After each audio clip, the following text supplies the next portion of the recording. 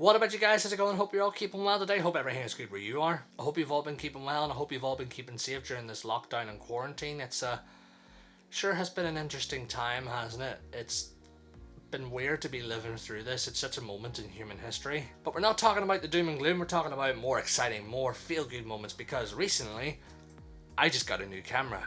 No, I haven't changed the video camera at all. It's still the M50, though you probably might notice if there's a little bit of a change going on, because I actually got rid of the 11-22mm and swapped it for the fixed 22mm f2 lens.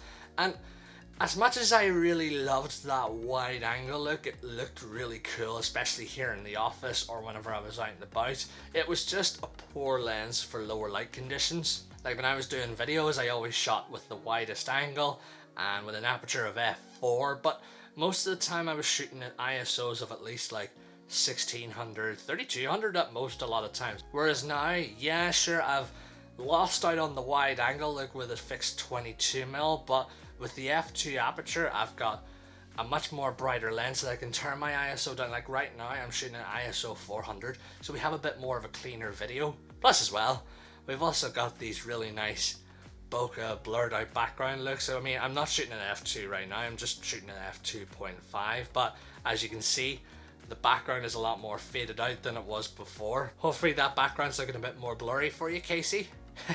That's Casey from Camera Conspiracies, in case you're wondering which Casey I was talking about. But the 22mm isn't the main focus for today. I'm going to do a review of that down the line. No, I'm actually today talking about my main stills camera. So for the past few years, I've been using the Sony a7 Mark I, and it was my main workhorse camera. I mean, I must have had that for at least 5 or 6 years, but even though it was quite an old camera, it was still, it could still keep going. I mean, I didn't have much on the shutter life with it.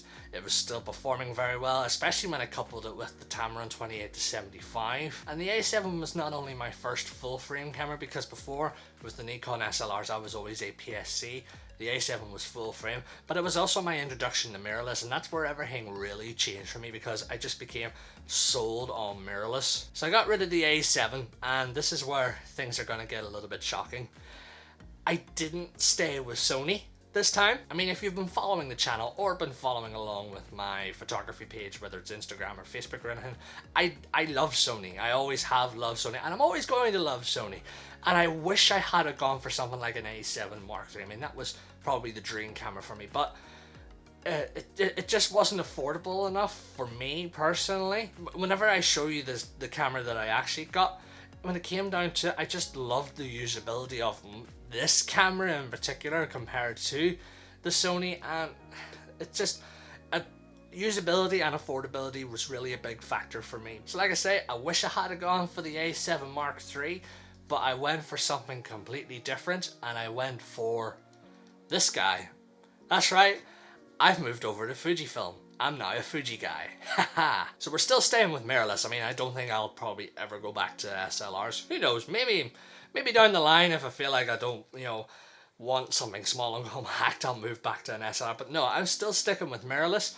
But I've gone back to an APS-C style camera with Fujifilm, and yeah, probably quite shocking news for you guys, huh? So this is the X-T2. I wish I had gone for the X-T3, but much like the Sony a7 Mark III, it just came down to price. Plus, I felt like this guy had a lot of the features still that I was really looking out for. So you're probably wondering, why did I go back to an APS-C style camera and not stay with a full frame? Well, I've listed some of the reasons already, but when it came down to it, I mean, this wasn't an impulse buy. I've been doing the research and I've been looking into it for, I'd say, about a year and a half now, and I'd always hemmed and hawed about getting rid of the Sony and swapping over, but I just couldn't make the jump. And for me, whenever it came to working in the camera store, I mean, my colleagues will agree with this, I was just always picking up the Fujifilm cameras, and I just loved the feel of them.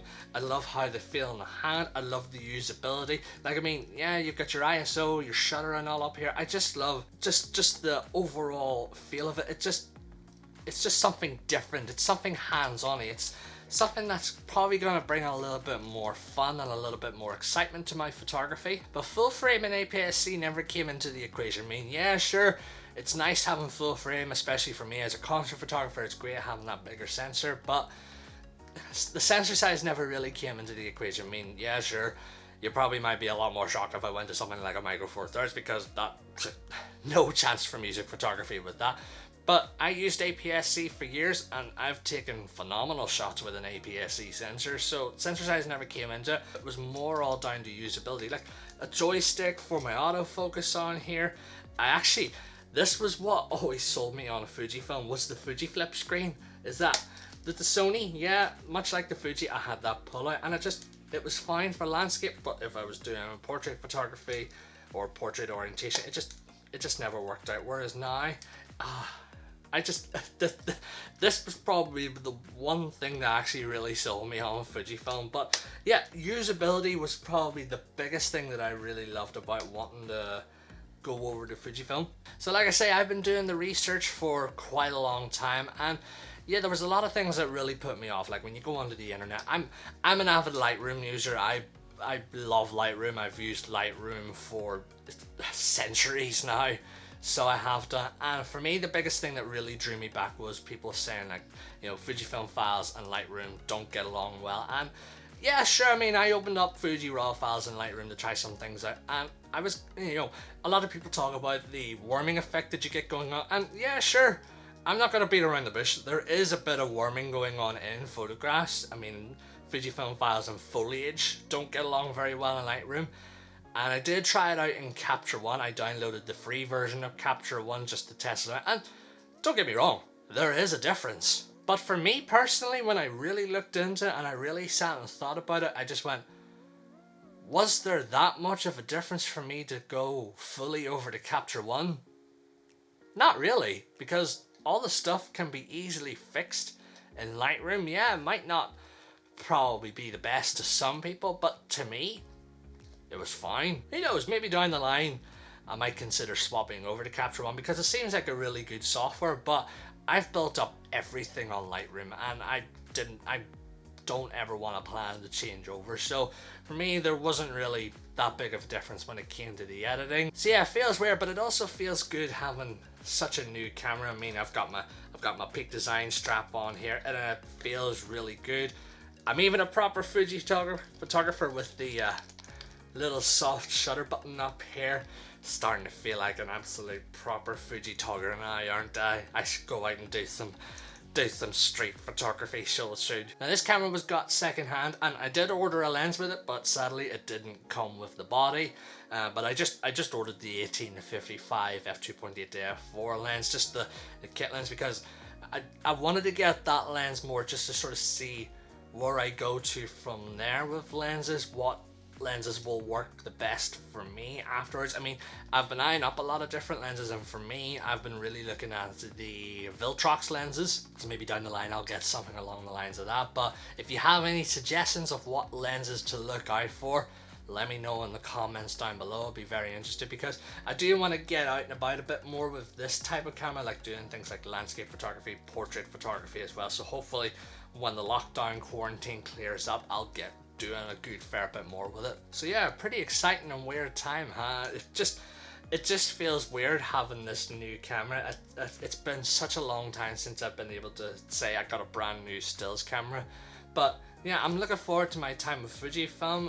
Hopefully I'll be keeping this for quite a long time. So during this lockdown, have you got yourself some new equipment? Well, let me know in the comments down below, whether it's a new lens, a new camera, or even just a new photo accessory. Just let me know about it. I'd be interested to hear what sort of thing have you splurged on yourself while you've been sitting in the house staring at the walls. And don't forget to like, share, subscribe, and also press that wee bell icon so that you can stay up to date with future videos, because certainly there's going to be a good fair lot of a journey that I'll be recording with using this Fujifilm. So thanks again for taking the time to watch this, guys. Take care and enjoy the rest of your day.